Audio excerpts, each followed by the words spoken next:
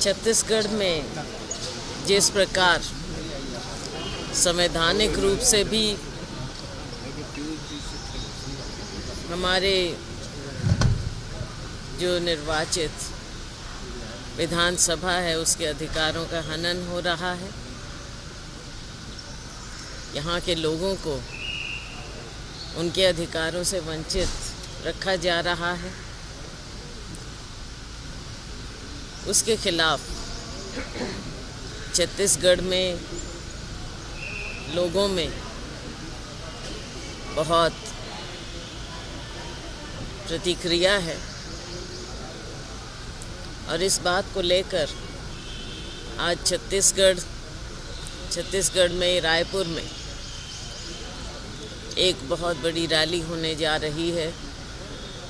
आरक्षण के मामले में लोगों तक सही बात पहुंचाना हमारा कर्तव्य बन जाता है।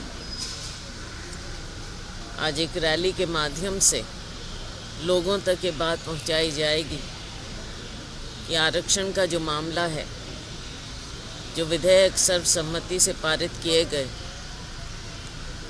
आज उसे कानून बनाने में कैसे अड़चनें पैदा की जा रही। जब सर्वसम्मति से कोई विधेयक पारित किया जाए तो उसके बाद उस पर ऐसी अड़चनें पैदा करना, यहाँ के लोगों के अधिकारों के साथ खिलवाड़ किया जा रहा है।